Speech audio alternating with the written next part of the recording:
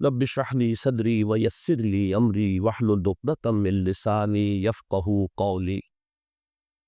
اللهم ربنا الهمنا رشدنا واعذنا من شرور انفسنا.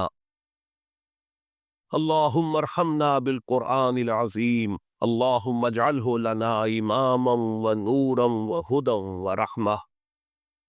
اللهم ذكرنا منه ما نسينا وعلمنا منه ما جهلنا وارزقنا تلاوته آناء الليل وآناء النهار واجعله لنا حجة يا رب العالمین آمین. اپنے من میں ڈوب کر پا جا سراغ زندگی. قرآن کیا کہتا ہے؟ وَفِي أَنفُسِكُمْ أَفَلَا تُبْصِرُونَ. اور تیسری اہم ترین آیات کیا ہے؟ آیات قرآنیہ. ان تینوں میں گہرا ربط ہے. آیات آفاقی، آیات انصبی، آیات قرآنی. ان میں تدبر کے ذریعے، غور و فکر کے ذریعے انسان ایمان حاصل کرے. یہ ٹاپ کا ایمان ہے، یہ انٹلیکچوئلز کا ایمان ہے، یہ صدیقین کا ایمان ہے. نمبر دو، ایک ایمان ہے عوام کے لیے، اس کے دو راستے. نمبر ایک، صاحب یقین کی صحبت. جس کے اندر یہ ایمان پیدا ہو چکا ہو، آپ اس کے قریب رہیے. اگر بھٹی کے سامنے بیٹھیں گے حرارت پہنچے گی، اگر آپ برف کسی کے قریب ہوں گے ٹھنڈ پہنچے گی. صاحب ایمان کی صحبت اختیار کریں گے، ایمان سراج کرے گی. یہ ہے عوام کی سوچ. کو اپنے من میں ڈوب کر پا جا سراغ زندگی. قرآن کیا کہتا ہے؟ وَفِي أَنفُسِكُمْ أَفَلَا تُبْصِرُونَ. اور تیسری اہم ترین آیات کیا ہے؟ آیات قرآنیہ. ان تینوں میں گہرا ربط ہے. آیات آفاقی، آیات انصبی، آیات قرآنی. ان میں تدبر کے ذریعے، غور و فکر کے ذریعے انسان ایمان حاصل کرے. یہ ٹاپ کا ایمان ہے، یہ انٹلیکچوئلز کا ایمان ہے، یہ صدیقین کا ایمان. نمبر دو، ایک ایمان ہے عوام کے لیے، اس کے دو راستے ہیں. نمبر ایک، صاحب یقین کی صحبت. جس کے اندر یہ ایمان پیدا ہو چکا ہو، آپ اس کے قریب رہیے. اگر بھٹی کے سامنے بیٹھیں گے حرارت پہنچے گی، اگر آپ برف کسی کے قریب ہوں گے ٹھنڈ پہنچے گی. صاحب ایمان کی صحبت اختیار کریں گے، ایمان سراج کرے گی. یہ ہے عوام کی صحبت. کونوا مع الصادقین، ان کی صحبت اختیار. تیسرا ذریعہ ہے جو ہمارے لیے خاص طور پر جو مسلمان پیدا ہوئے. اب ایک بچہ ہے 7 سال کا، آپ نے نماز پڑھنے کی عادت ڈال دی، پڑھ رہا، اگرچہ غیر شعوری عمر سے شروع کر دیا اس کو. روزہ رکھتا ہے، 9 برس کا ہو گیا، روزہ رکھنا شروع کیا. یہ اعمال جو ہے ان سے بھی ایک یقین پیدا ہوتا ہے. جیسے یقین سے عمل پیدا ہوتا ہے، ایسے ہی عمل سے بھی یقین پیدا ہوگا. جب مداومت کرتے رہے گے اس پر، تو اس سے بھی ایک یقین کی کیفیت انسان میں پیدا ہو. سورہ حجرات میں جو بحث آئی ہے اس کے آخر میں یہی ہے کہ اے نبی، یہ بدو جو دعوے دار ہے ایمان کے، کہ آپ پر احسان در رہے، یمنون علیک ان اسلموا قل لا تمنوا علی اسلامکم بل اللہ یمن علیکم ان ہداکم للایمان ان کنتم صادقین. یہ آپ پر احسان در رہے کہ ایمان لے آیا. نبی ان سے کہیے مجھ پر اپنے ایمان کا کوئی احسان نہ دھرو، اپنے اسلام کا، بلکہ اللہ تم پر احسان دھرتا ہے کہ اس نے تمہیں ایمان کے راستے پر ڈال دیا. جب اسلام پر آ گئے ہو تو عمل کرتے رہو گے. ان تطیعوا اللہ ورسولہ، اگر عمل کرتے رہو گے تو اس عمل کے ذریعے سے بھی تمہارے اندر ایمان پیدا ہوتا ہے. یہ 3 راستے ذہن میں رکھیے. جو عوام ہے، غور و فکر، سوچ بچار، اس کی صلاحیت نہیں یا مواقع نہیں، تم کے لیے یہ 2 راستے ہیں: یقین بذریعہ عمل اور یقین بذریعہ صحبت. یہاں سے اٹھا رہے ہیں لوگوں کو، بار بار یہی آ جاتے ہیں. اب یہاں پر چلا ان کو دقت ہوتی. یہاں پہ کوئی پہلے سے روک دیا کرے نا، جو بات ادھر بڑھتی. تو ایک ایمان ہے انٹلیکچوئلز کا، صدیقین کا، جن کو قرآن کہتا اولو الالباب الذین یعقلون ان فی خلق السماوات والارض واختلاف اللیل والنہار لآیات لأولی الالباب، ہوش مندوں کے لیے، عقل مندوں کے لیے، غور و فکر کرنے والوں کے لیے، اصحاب دانش و بینش کے لیے ہماری کائنات میں ہماری نشانیاں ہیں، غور کرو اور ہمیں پہچانو، خود اپنے اندر جھانکو اور ہمیں پہچانو، اور ہماری آیات جو ہے ہمارے کلام کی، اس کی آیات جو ہے ان میں وہ ایمان رچا بسا ہوا ہے، ان پر غور کرو، غوطہ زنی کرو، قرآن میں وہ غوطہ زن ہے برد مسلمان۔ یہ ہے ٹاپ کا ایمان، یہ ہے اصل وہ ایمان کہ جو مطلوب ہے۔ اب باقی حضرات جو ہے ان کے قریب رہیں گے ایمان حاصل کر لیں گے، اور جو اعمال اللہ نے بتائے ہیں ان پر عمل کرتے رہیں گے ایمان۔ اب دوسری بات کی طرف آئیے، نفاق سے کیسے بچا جائے، اس کے لیے بھی 3 عمل ہیں۔ پہلی چیز اور 2 چیزیں تو وہ ہیں کہ جو سورہ منافقون ہی کے دوسرے رکوع میں بیان ہو۔ پریونشن کیسے ہوگی، بچو گے کیسے؟ دوام ذکر، اللہ کو یاد رکھو۔ یا ایھا الذین آمنوا لا تلہکم اموالکم ولا اولادکم عن ذکر اللہ ومن یفعل ذلک فاولئک هم الخاسرون۔ دل کو غفلت میں مت آنے دے، دل غافل ہوگا شیطان کا ڈیرا بن جائے گا۔ وہ دوام ذکر میں، البتہ یہ ذہن میں رکھیے کہ دوام ذکر کا ذریعہ کیا ہے، اس میں مبالغے ہیں لوگوں کو، جو سب سے بڑا ذکر ہے اس کو بھولے ہوئے ہیں، اور جو تیسرے چوتھے نمبر کا ذکر ہے اس کو سمجھ بیٹھے ہیں کہ بس یہی ذکر ہے۔ سب سے بڑا ذکر، مجسم ذکر قرآن نے، الذکر انا نحن نزلنا الذکر وانا له لحافظون۔ وہ الذکر کون سا ہے؟ قرآن۔ اسی کو فرمایا، میں نے وہ آیت سنائی تھی کہ لوگ تنزیہ کہتے تھے، یا ایھا الذی نزل علیہ الذکر انک لمجنون، حضور سے مخاطب ہوا کہتے ہیں فلاں جس کے اوپر کے اس کے خیال کے مطابق ذکر نازل ہوا ہے، ہم تو تمہیں پاگل سمجھتے۔ وہاں بھی لفظ کیا ہے؟ الذکر۔ تو معلوم کیا ہوا؟ انا انزلنا الیک الذکر لتبین للناس ما نزل الیہم، یہ الذکر، تو اس سے بڑا ذکر کوئی نہیں۔ تلاوت قرآن، تدبر قرآن، غور و فکر قرآن کا، قرآن کو یاد کرنا، اس پر میرا کتاب چاہے مسلمانوں پر قرآن مجید کے حقوق، اب تو یہاں شاید کوئی کتاب موجود نہیں رہی ہے، اور اگر آپ کو ضرورت ہوتی ہے پاکستان سے منگا لیتے، ہر شے پڑھیے انشاءاللہ آ جائے گی چیز۔ نمبر 2 ذکر کیا ہے؟ اقیم الصلاۃ لذکری، نماز کو قائم کرو میری یاد کے لیے۔ یہ ذریعہ ذکر میں وہ تو ہے ہی مجسم ذکر، اور یہ ذریعہ ذکر میں سب سے اہم، یہ عملی ذکر بھی ہو رہا ہے اور قولی بھی ہو رہا ہے۔ سورہ فاتحہ پڑھی آپ نے، قرآن شریف کچھ آیات پڑھی، پھر رکوع کیا، یہ رکوع جو ہے یہ آپ کا عملی ذکر ہے کہ آپ نے اپنے وجود سے اللہ کی عظمت کو تسلیم کی، پھر آپ سجدے میں گرے، یہ آپ کا عملی ذکر ہے کہ اپنے وجود سے آپ نے اللہ کی عظمت کو اور دس کی۔ تیسری چیز ہے مسنون دعائیں اور مسنون اذکار، جو حضور سے ثابت۔ ہمارے ہاں کیا ہو گیا، مجھے فلاں بزرگ نے یہ چیز بتائی ہے، وہ تو پڑھتے چلے جا رہے ہیں، نہ قرآن سے دلچسپی، نہ اذکار مسنونہ سے دلچسپی۔ اب یہ معصورہ، آپ غور کریں گے کہ زندگی کے ہر عمل کے لیے حضور کی دعا موجود ہے۔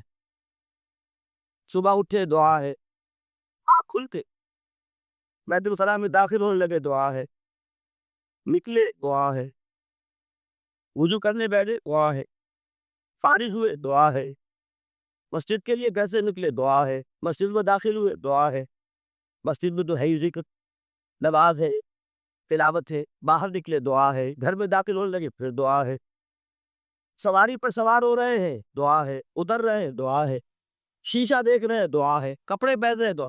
زندگی کا کوئی عمل نہیں یہاں تک کہ جو تعلق زن و شو ہے، جس کو کہ خالص حیوانی بات سمجھا جائے گا، اس کے لیے بھی دعا۔ غفلت میں وہ کام بھی نہیں کرو، سمجھ رہے آپ؟ اب آپ غور کیجئے، اس میں کوئی اضافی وقت نہیں لگا، کوئی اضافی پوسچر اختیار نہیں کیا، آپ نے یوں بیٹھو، اس طرح بیٹھو، یوں کرو، کوئی آپ کا وقت اضافی نہیں لگا، وہ دو کام کر رہے ہیں اور آپ اللہ کو یاد کر لو۔ اور وہ اللہ کی یاد اس کام کی مناسبت سے ہی۔ ان ادعیہ معصورہ سے دو تعلق جڑ گئے انسان کے۔ دعا کس سے کر رہے؟ اللہ سے، جڑا کہ نہیں؟ اور یہ الفاظ کس کے ہیں؟ محمد رسول اللہ کے۔ تو آپ کے دو تعلق جڑ گئے۔ آپ اپنی جی سے گھڑ کر دعا مانگیں گے تو پہلا تعلق ہو جائے گا، دوسرا نہیں ہوگا۔ بہتر سے بہتر دعا مان لیں آپ۔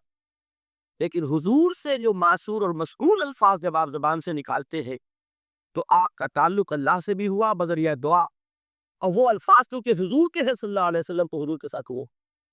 یہ تیسرا سکتا ہے۔ چوتھے درجے میں میں مانتا ہوں کہ ایک ہوتی ہے خاص کسی شخص کے امراض کی تشخیص کرنے کے بعد تجویز۔ کوئی اگر طبیب ہے، ماہر طبیب روحانی، وہ آپ کو دیکھے گا تو اندازہ لگائے گا کہ آپ میں کیا کمی ہے، اس کے مطابق آپ کو ذکر بتایا۔ یہ فلاں آیت کا مراقبہ کیا کرو۔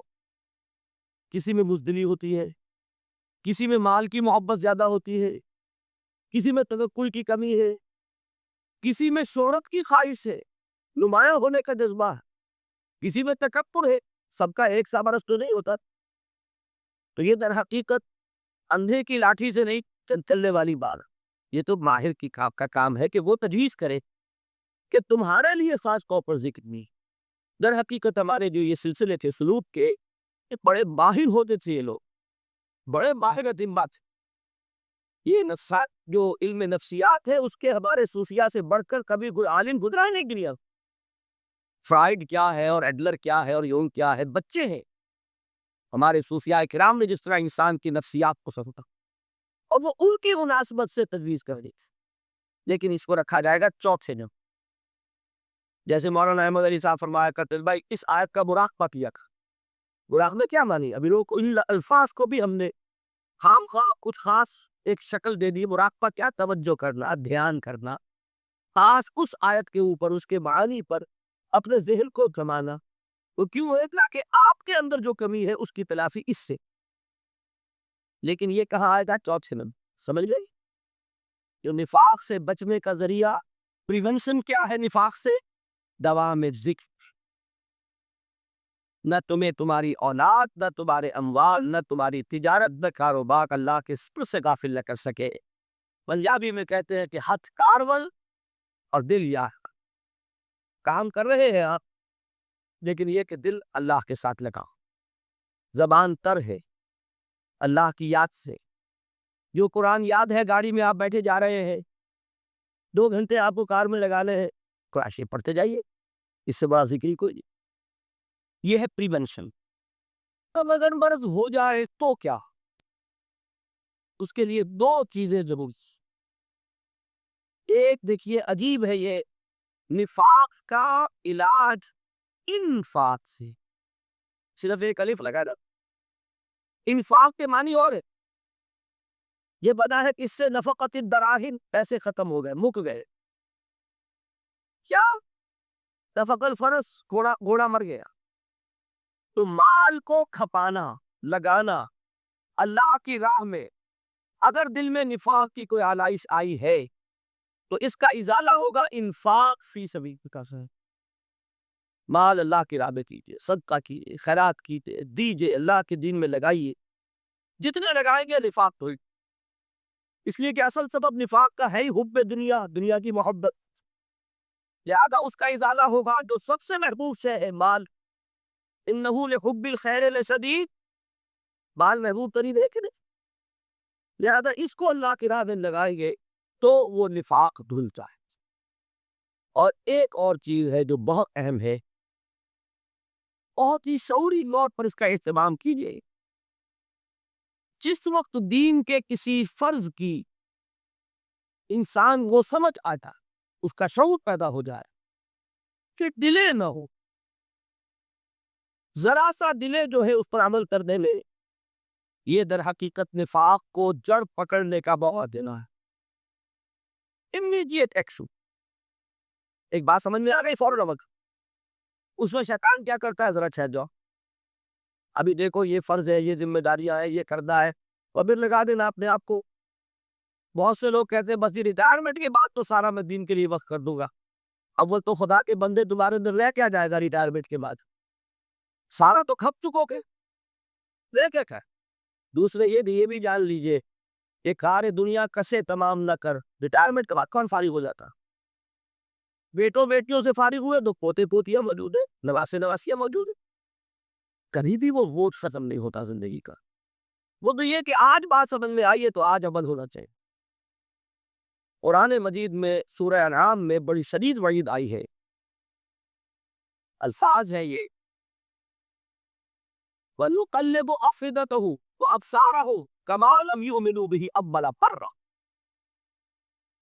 انسان پر ایک حقیقت کا انکشاف ہوا کہ یہ بات حق ہے، فوراً تصریح طلب، کسی مصلحت کی وجہ سے، کسی بزدلی کی وجہ سے، کسی لالچ کی وجہ سے، کسی اپنی سیادت یا قیادت کی وجہ سے، کیسے مان لوں؟ لوگ کہیں گے کہ یہ نیچے ہو گیا، وہ اونچا ہو گیا، جس کی بات معلوم، اسی وجہ سے رک گئے۔ تو اللہ تعالیٰ اندر سے وہ جو استعداد ہے حق کو پہچاننے کی وہ سلب کر لیتے۔ وَنُقَلِّبُ أَفْئِدَتَهُمْ وَأَبْصَارَهُمْ، ہم اڑن دیں گے ان کے دلوں کو بھی اور ان کی آنکھوں کو بھی۔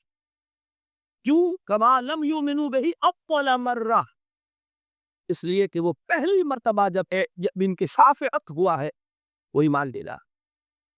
اس کا میں ایک واقعہ آپ کو سنانا چاہتا ہوں کہ کسی طرح صحابہ کرام پر بھی وقتی طور پر یہ واقعہ اگر صحابہ کرام کا نہ ہوتا تو یہ حقائق سمجھ میں نہ آتے۔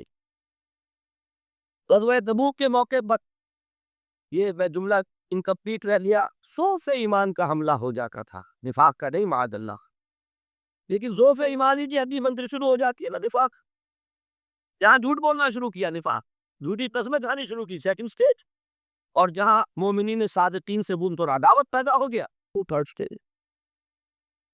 تو وہ 100 سے ایمان کا کیسے ہوتا ہے یہ حضرت کعب ابن مالک نے بڑی تفصیل سے بیان کیا۔ غزوہ تبوک کے موقع پر جہاں منافقین نے آ کر جھوٹے بہانے بنائے، جھوٹی قسمیں کھائی اور حضور سے ایگزمپشن لے لی، چھٹی لے لی، رخصت لے لی، وہاں 3 ایسے صحابہ بھی تھے جو مومن صادق تھے، لیکن وقتی طور پر شیطان نے انہیں ورغلایا۔ کیسے ورغلایا وہ سمجھ لی۔ کعب ابن مالک نے تفصیل سے بیان کیا ہے، اور میرے نزدیک یہ جہاں تک میرا مطالعہ ہے طویل ترین حدیث ہے، بخاری اور مسلم میں بھی موجود ہے۔ حضور جب واپس آئے ہیں اور اب آپ نے ایک ایک کو بلایا، جن لوگوں نے تو پہلے ہی جھوٹی قسمیں کھا لی تھی ان کو تو بلانے کی ضرورت نہیں تھی، لیکن کچھ لوگ ایسے بھی تھے کہ جنہوں نے ایگزیپشن بھی نہیں کی تھی اور کہہ بھی نہیں تھے، اب ان کو آپ نے ایک ایک کر کے پیشی ہوئی۔ آپ کیوں نہیں گئے تھے؟ تو اب جو منافقین تھے ان میں سے انہوں نے اس موقع پہ جھوٹی قسمیں کھا لوں، خدا کی قسم حضور ہم تو بالکل تیار تھے، پوری میں نے تیاری بھی کر لی تھی، پورا ارادہ تھا، یہ وقتی طور پر یہ مصیبت مجھ پر آ پڑی۔ جس نے قسم کھائی انہوں نے کہا اچھا ٹھیک ہے جائیے۔ کعب ابن مالک کی باری آئی تو ان کے الفاظ اپنے یہ کہ جب میں پیش ہوا تو حضور کے چہرے مبارک پر ایک غصے والی مسکراہٹ تھی، زہر خل کہتے ہیں، ایک مسکراہٹ ہے لیکن غصے کے ساتھ غضبناک۔ آپ فرمائیے آپ کیوں نہیں گئے؟ حضرت آپ یہ فرماتے ہیں کہ میں نے عرض کیا کہ حضور زبان میرے پاس بھی ہے، جھوٹ میں بھی بول سکتا ہوں، لیکن جھوٹ بول کر میں اس وقت آپ کی ناراضگی سے تو بچ جاؤں گا لیکن اللہ کے پکڑ سے نہیں بچ سکوں گا۔ میں اعتراف کرتا ہوں کہ جتنا صحت مند میں اس زمانے میں تھا کبھی نہیں تھا، جتنا فارغ البال اس وقت تھا کہ میرے پاس ساز و سامان موجود تھا راستے کے لیے، اتنا میں کبھی نہیں تھا۔ لیکن ہوا کیا؟ ہوا یہ کہ مجھے میرے نفس نے، شیطان نے پٹی پڑھائی۔ وہ پٹی کیا پڑھائی؟ کہ حضور تو 30,000 کے لشکر کے ساتھ چلیں گے، تو لشکر تو سلولی موو کرے گا نا، تمہارے پاس بڑی تگڑی، بڑی توانا صحت مند اونٹنی ہے، تم ذرا 2 دن بعد چلنا تیزی کے ساتھ اور حضور سے مل جانا، بس یہ تاخیر کاربا۔ تو انہیں خیال آیا کہ ابھی 2 دن گھر کی ٹھنڈی چھاؤں ہے، میں یہاں پہ جو آرام ہے وہ کر لوں۔ مجھے جگر کا شعر یاد آیا ہے کہ تپتی راہ مجھ کو پکارے، دامن پکڑے چھاؤ گھنیری۔ ایک طرف فرض کی پکار ہے، اس میں تو ظاہر بات ہے کہ وہ تپتی راہیں ہے، لا تنظروا فی الحرب، سنا چکا ہوا ہے. یہاں گھر میں نخلستان میں کھجوروں کی چھاؤں میں اہل و عیال میں یہ ٹھنڈی چھاؤں جو ہے یہ پکڑ رہی ہے. بھائی 2 دن ٹھہر کے چلے جا، ٹھیک ہے، کوئی نیت میں خرابی نہیں. اس کے بعد پھر جب ابھی 2 دن ہو ٹھہر گا، وہ تو بڑا لمبا سفر ہے، ذرا تیز دوڑ لینا. تو فرماتے ہیں کہ حضور میں اسی طریقے سے تاخیر و تعویق میں پڑا رہا، یہاں تک کہ ایک روز اچانک مجھ پر یہ چیز منکشف ہوئی کہ تو میں چاہے کتنا بھی تیز چل لوں میں آپ سے نہیں مل سکتا، میرے اعصاب ڈھیلے آئیں گی. اس طرح میں محروم نہیں.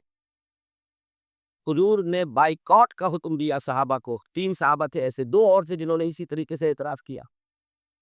حضور نے حکم دے دیا کوئی سے گفتگو نہ کرے، سوشل بائیکاٹ.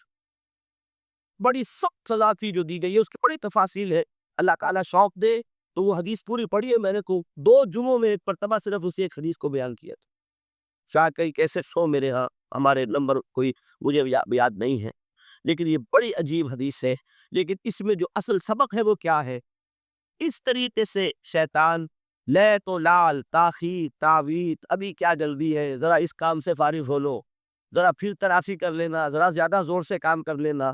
یہ وہ چیز ہے کہ جو وہ تو خیر صحابی تھے بچ گئے، اگر وہاں جھوٹی قسم بھی کھا دیتے تو کیسے؟ یہ تو اتنا ہی ہے نا، مردی و نامردی قدم فاستہ تارت. اس میں تو یہی ہے کہ ذرا ہی جھوٹی قسم کھا دیتے، جھوٹے بہانہ بنا دیتے تو اب ضعف ایمان نہ رہتا، وہ نفاق پہ سر شروع ہوگا. وہ اللہ تعالیٰ نے ان کو بچایا، لیکن یہ کہ ہم کیسے بچے؟ اگر ہم نے یہ روش اختیار کی. لہٰذا 3 کام دوام ذکر نمبر 1، اس کی میں شرح کر چکا ہوں. 4 اذکار یاد کر لیجیے گا ان کو، ورنہ کیا فائدہ. نمبر 2 انفاق فی سبیل اللہ، نفاق کا علاج انفاق. نمبر 3 یہ عادت اپنے اندر پیدا کیجئے شعوری طور پر کہ جب ایک حقیقت واضح ہو جائے فوراً اعتراف، یہاں بھی بات ٹھیک ہے. یار جب ایک فرض کا احساس ہو جائے فوراً اس کی ادائیگی کے لیے آغاز. تاخیر و تعویق ہے کہ جس سے پھر نفاق کو برقرار رکھتا ہے. اللہ تعالیٰ مجھے اور آپ کو حقیقی ایمان عطا فرمائے اور نفاق سے بچائے رکھے. اب آئیے حقیقت و اقسام شرک. دیکھیے ہر شخص یہ جانتا ہے کہ اسلام دین توحید ہے. ایک لفظ میں اگر کہیں گے تو اسلام کا سب سے بڑا وصف، سب سے بڑی علامت توحید. اور اقبال نے کہا کہ توحید کی امانت سینوں میں ہے ہمارے، آسان نہیں مٹانا نام و نشاں ہمارا. تو توحید ہے. توحید کی ضد ہے شرک. ٹھیک، اس سے میں ایک نتیجہ نکالتا، کوئی مسلمان جان پوچھ کر مشرک نہیں ہو سکتا. یہ میرا نتیجہ ہے. جان بوجھ کر مشرک نہیں ہو سکتا. اس شرک پر اتنا ہوگا تو نہ سبزی میں ہوگا نہ دانی میں ہوگا، اس شرک نہیں سمجھے گا. یہ ممکن نہیں ہے کہ کوئی مسلمان ہو، گیا سے گیا مسلمان، گزرا سے گزرا مسلمان، گھٹیا سے گھٹیا مسلمان، لیکن وہ شرک کو شرک سمجھتے ہوئے اس پہ آلودہ. ہوتا کیا سمجھ میں نہیں آتا کہ شرک. تو ضرورت بہت ہے کہ ہم یہ پہچانے کہ یہ شرک ہے کیا. دوسری بات یہ جان لیجئے، ہمارے دین میں لا قابل عفو جرم کون سا ہے؟ 2 مرتبہ بیان فرمایا گیا سورہ نساء میں صرف. ان اللہ لا یغفر ان یشرک بہ ویغفر ما دون ذلک لمن یشاء. اللہ تعالیٰ اسے تو ہرگز نہیں بخشے گا کہ اس کے ساتھ شرک کیا جائے، ہاں اس سے کم تر جس کو چاہے گا معاف فرما دے. نوٹ کر لیجئے، اس کی بھی اندر بھی اوپن لائسنس نہیں ہے کہ بقیہ سارے گناہ لازماً معاف کر دے گا. یہ نہیں ہے. اس سے تو آپ میں جرت پیدا ہو جائے گی باقی سب کیے جاؤ. یہ نہیں، جس کو چاہے گا بخش دے گا، لیکن امید ضرور دلا دی کہ شرک سے کم تر کوئی گناہ ہو تو اس کی بخشش کی بغیر توبہ کے اللہ تعالیٰ نے امید دلائی. توبہ سے تو شرک بھی معاف ہو جائے. اس سے مراد کیا ہے؟ بغیر توبہ کے. اللہ تعالیٰ نے فرمایا کہ اور گناہوں کے بارے میں تو امید کی جا سکتی ہے لیکن شرک کے بارے میں عربی. اہمیت واضح ہو گئی. مزید نمبر 3 اس شرک کی ہماگیریت کا عالم یہ ہے کہ سورہ یوسف کی آیہ مبارکہ ہے وَمَا يُؤْمِنُ أَكْثَرُهُمْ بِاللَّهِ إِلَّا وَهُمْ مُشْرِكُونَ۔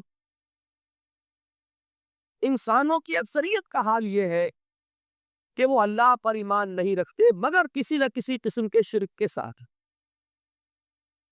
یہ یونیورسلٹی ہے اس کی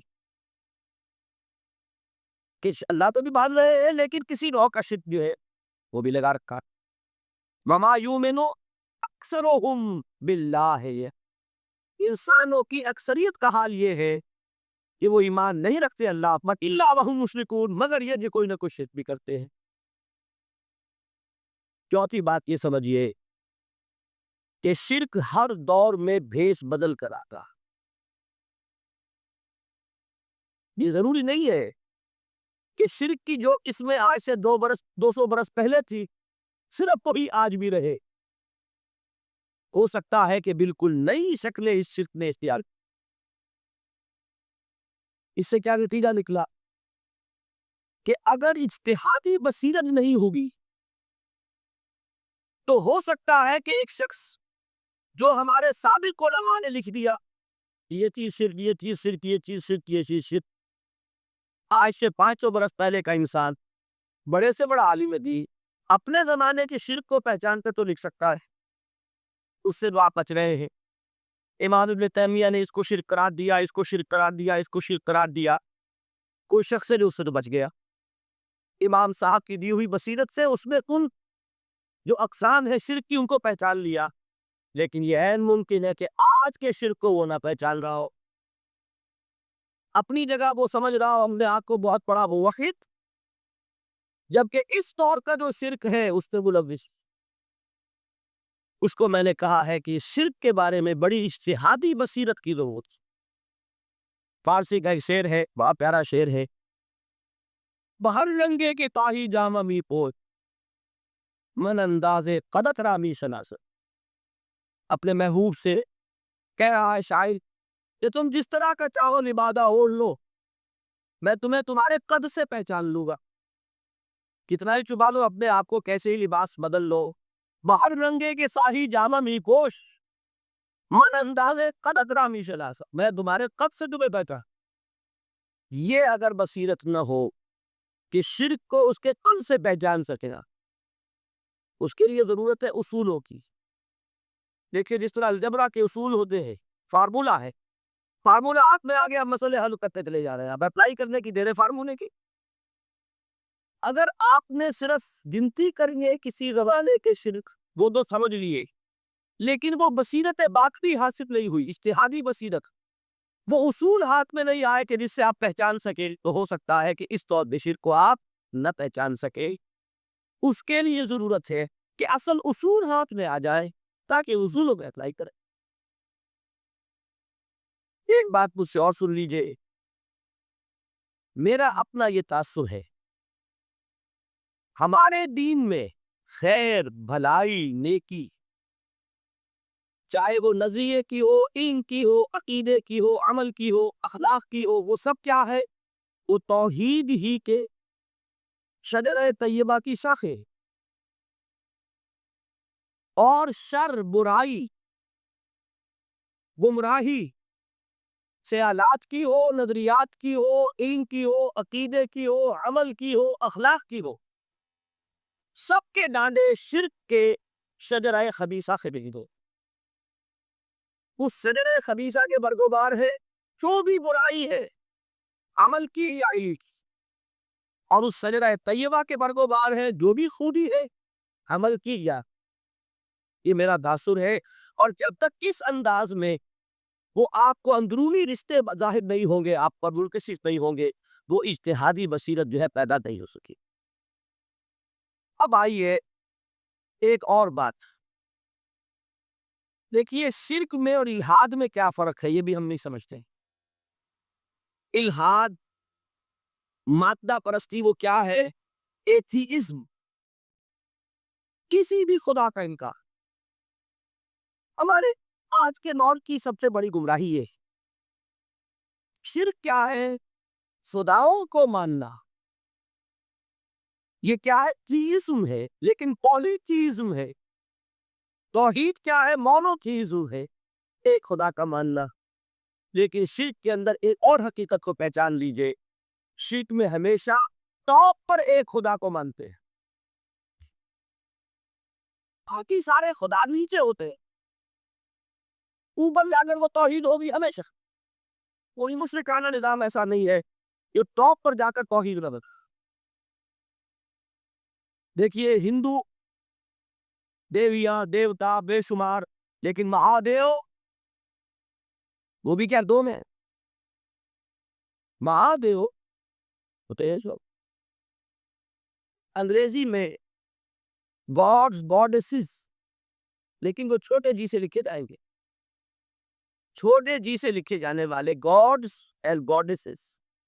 رومن مائتھولوجی ہو، گریک مائتھولوجی ہو، ان دیویوں دیوتاؤں کے نام ہی آپ نے یاد کر سکتی، لیکن گاڈ بڑے جی سے وہ ایک ہے کہ نہیں؟ ٹاپ پر جو ہے وہ ایک ہے، اس کو وہ بھی مانتے ہیں کہ اومنی پوٹنٹ، اومنیسنٹ، اومنی پریزنٹ، علی کل شیء قدیر، بکل شیء علیم، ہر جگہ موجود، وہ تو ایک ہی ہے، وہ تو کیپٹل جی سے لکھا جائے گا۔ باقی اس کے نیچے فوج ہے دیویوں کی، دیوتاؤں کی، خداؤں کی اور خدانیوں کی، وہ گاڈز اینڈ گاڈیسز ہیں۔ عرب میں کیا تھا؟ میں نے پہلے آپ کو دو مثالیں دے دی ہیں، تیسری اور ایران کی لے لیجیے، خیر کا خدا اور شر کا خدا اور، ایک یستا ایک قہرمن، ٹھیک، سنویت ہو گئی، دو خداؤں کو مانا، لیکن وہی ہے جو خدا ہے، خدائے گا، خداؤں کا خدا، اس کو ایک ہی مانتے ہیں۔ یہی معاملہ عرب میں تھا، اللہ وہ ایک ہی تھا ان کے۔ قرآن میں آتا ہے ان سے پوچھئے وَلَئِن سَأَلْتَهُم مَّن خَلَقَ السَّمَاوَاتِ وَالْأَرْضَ لَيَقُولُنَّ اللَّهُ، جب ان سے کہا جاتا ہے کہ کس نے پیدا کیا آسمان اور زمین کو، یہ فوراً کہے گا فَأَنَّىٰ يُؤْفَكُونَ، تو یہ ماننے کے بعد کدھر جا رہے ہیں؟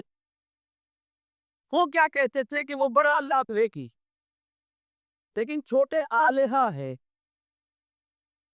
آلہہ اور اللہ میں وہی فرق ہے جو کیپٹل جی کا گاڈ اور چھوٹے جی سے گاڈ اینڈ گاڈیسز، وہی فرق ہے کہ جو مہادیو اور دیویوں اور دیوتاؤں میں ہے، وہی وہاں تھا اللہ، وہ ایک اور سپریم، سب سے بالا تھا، اس سے اوپر کوئی نہیں، تخلیق میں اس کا کوئی ساجی نہیں، لیکن اس نے کچھ آلہہ ہے جنہیں کچھ اختیارات تقسیم کیے ہوا، کچھ اس کے لاڈلی ہستیاں ہیں جو سفارش کر سکتی، بس یہ شرک تھا مشرکین مکہ۔ بات سمجھ رہے؟ اس کا جائزہ لیں گے تو آپ کو، اور جو آج شرک کی اقسام میں بیان کروں گا اس کو ہاتھ میں لیں گے تو کسی موحد کا تلاش کرنا مشکل ہو جائے گا۔